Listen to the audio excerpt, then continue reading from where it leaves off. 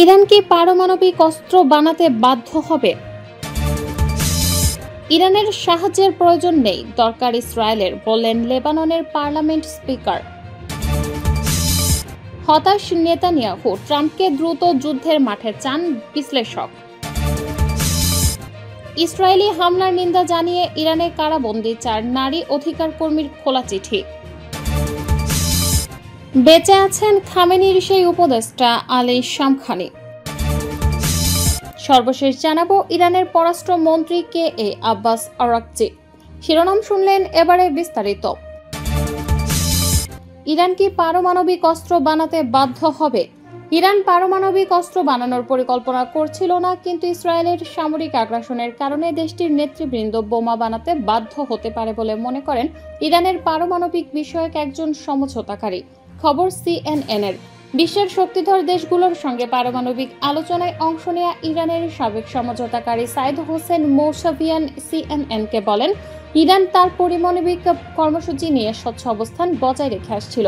পাশাপাশি জাতিসংঘের পর্যবেক্ষণ সংস্থার কাছেও যাচাইয়ের প্রশ্নে খোলামেলা ছিল, কিন্তু 2015 সালের চুক্তি থেকে যুক্তরাষ্ট্র বের হয়ে গেলে ইরানের বোধোদয় হয় যে যুক্তরাষ্ট্র ইসরায়েল দেশের শাসন ব্যবস্থা পরিবর্তনে হামলা চালাতে পারে। সাইদ হোসেন মৌসাভিয়ান বলেন, ইরানের সাধারণ মানুষ বলছে স্বচ্ছতা থাকার পরও, এমনকি পারমাণবিক বিরোধগুলো যদি নিষ্পত্তি হয়, তারপরও যুক্তরাষ্ট্র ইসরায়েল শাসক পরিবর্তনে ইরানে হামলা চালাবে। তিনি আরও বলেন, আর সেজন্যই ইরানিদের প্রয়োজন পারমাণবিক প্রতিরোধ, যার অর্থ পারমাণবিক বোমা তৈরি করা। আমার মনে হয় মার্কিন ও ইসরায়েলিরা ইরানিদের বলছে সবচেয়ে ভালো প্রতিরোধের জন্য বোমা বানাও, এবং আমি বিশ্বাস করি যদি এই নীতি অব্যাহত থাকে তবে ইরান পারমাণবিক বোমা তৈরির সিদ্ধান্ত নেবে।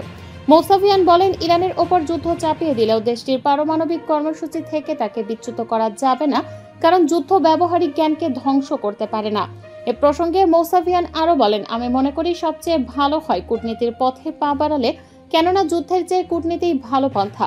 প্রসঙ্গত, পারমাণবিক অস্ত্র বানানোর জন্য ইরানকে পারমাণবিক অস্ত্রের বিস্তার নিয়ন্ত্রণ চুক্তি এনপিটি থেকে বের হয়ে আসতে হবে।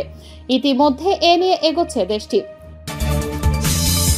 ইরানের সাহায্যের প্রয়োজন নেই, দরকার ইসরায়েলের, বললেন লেবাননের পার্লামেন্ট স্পিকার।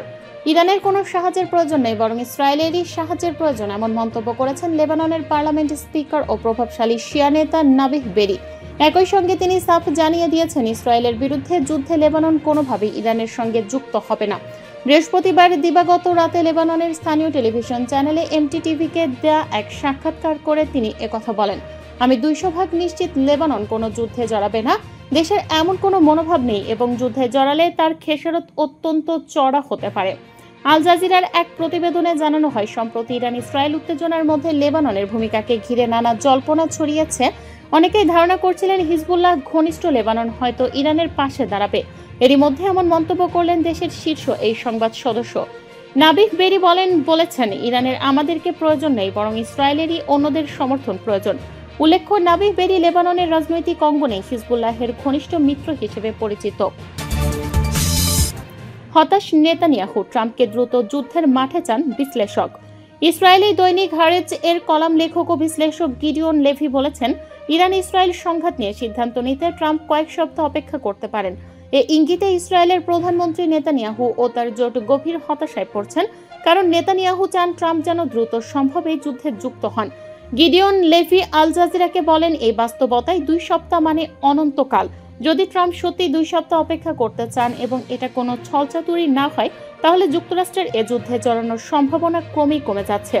লেভি আরও বলেন, ইসরায়েল যদি ইরানের পরমাণু কর্মসূচি ধ্বংস কিংবা ক্ষেপণাস্ত্র ব্যবস্থায় ব্যাপক ক্ষতি করতে সক্ষম হয়, তবু দীর্ঘমেয়াদে ইসরায়েল নিজেদের আরও নিরাপদ ভাবতে পারবে না।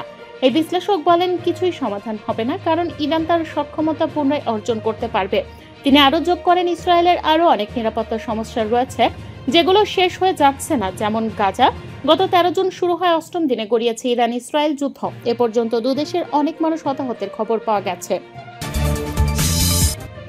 ইসরায়েলি হামলার নিন্দা জানিয়ে ইরানে কারাবন্দী 4 নারী অধিকার কর্মীর খোলা চিঠি। ইরানে কারাবন্দী 4 নারী অধিকার কর্মী সম্প্রতি ইসরায়েলের সামরিক হামলার তীব্র নিন্দা জানিয়ে একটি খোলা চিঠি প্রকাশ করেছেন। একই সঙ্গে তারা বিদেশি শক্তির উপর নির্ভর করে সরকার পরিবর্তনের চেষ্টাকে বিপজ্জনক বলে আখ্যা দিয়েছেন। তেহরানের এভিন কারাগার থেকে পাঠানো চিঠিতে স্বাক্ষর করেছেন গোলরুক ইব্রাহিম ইয়ারি, ভারিশেহ মোরাদি, সাকিনে পারভানে ও রেহানে আনজাজিরে জাত কুর্দি সমর্থিত সংবাদ মাধ্যম ফিরাত নিউজ এজেন্সি চিঠিটি প্রকাশ করে। চিঠিতে তারা অভিযোগ করেন, গাজা ইসরায়েল গণহত্যা চালাচ্ছে এবং তাদের লক্ষ্য একটি দুর্বল ও বাধ্যতামূলক মধ্যপ্রাচ্য গড়ে তোলা। তারা লেখেন, এই দেশের একনায়কতান্ত্রিক শাসন থেকে আমাদের মুক্তি সম্ভব হবে জনগণের সংগ্রামের মাধ্যমে এবং সামাজিক শক্তিকে কাজে লাগিয়ে। এজন্য আমরা না কোনো বিদেশি শক্তির উপর ভরসা করব বা তাদের উপর আশা রাখব। তারা আরো বলেন, যেসব শক্তি যুগে যুগে শোষণ ও ঔপনিবেশিকতার মাধ্যমে যুদ্ধ লাগিয়ে ও হত্যাযজ্ঞ চালিয়ে নিজেদের স্বার্থ সিদ্ধির জন্য এই অঞ্চলের দেশগুলোর ওপর ধ্বংস নামিয়ে এনেছে, তারা আমাদের জন্য মুক্তির পথ নয়, বরং নতুন ধ্বংস শোষণের কারণ হবে। যার অধিকার কর্মীর মধ্যে ভারিশেহ মোরাদি কুর্দি নারী সংগঠন KJAR এর সদস্য এবং তিনি সিরিয়ায় AIS বিরোধী যুদ্ধে অংশ নিয়েছিলেন। 2022 সালে মাহসা আমিনির মৃত্যুকে কেন্দ্র করে ছড়িয়ে পড়া নারী জীবন স্বাধীনতা আন্দোলনের সমর্থক ছিলেন তিনি।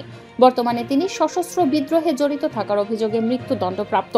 বাকি 3 জন 4 থেকে 6 বছরের কারাদণ্ড ভোগ করছেন। তাদের বিরুদ্ধে অভিযোগগুলোর মধ্যে রয়েছে শ্রমিক ইউনিয়ন গঠন ও কুর্দি অধিকারের পক্ষে আন্দোলন। বেঁচে আছেন খামেনির সেই উপদেষ্টা আলী শামখানি। ইরানের প্রভাবশালী নেতা ও সর্বোচ্চ নেতা আয়াতুল্লাহ আলী খামেনির উপদেষ্টা আলী শামখানি জীবিত আছেন। ইরানের রাষ্ট্রীয় সংবাদ মাধ্যম এ তথ্য নিশ্চিত করেছে। ইসরায়েলের দাবি ছিল সাম্প্রতিক বিমান হামলায় শামখানি নিহত হয়েছেন, তবে এ তথ্যকে এখন মিথ্যা প্রমাণিত হয়েছে।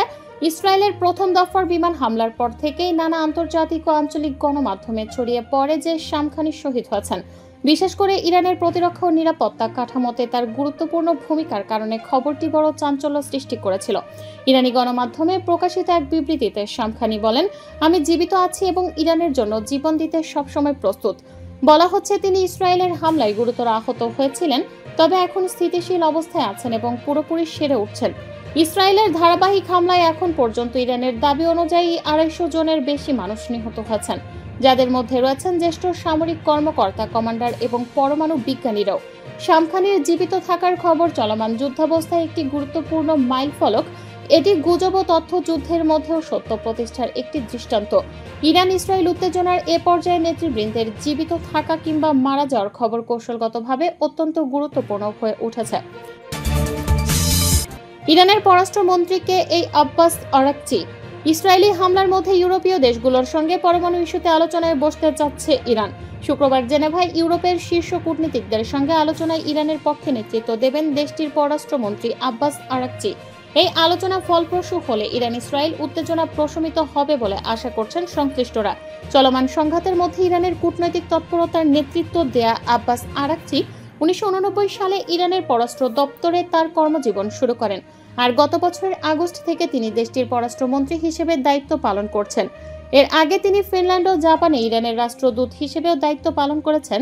তবে তিনি সবচেয়ে বেশি পরিচিত 2015 সালের ইরান পারমাণবিক চুক্তির আলোচনায় জাতিসংঘের নিরাপত্তা পরিষদের সদস্য জার্মানির সঙ্গে ইরানের প্রধান আলোচক হিসেবে ভূমিকার জন্য।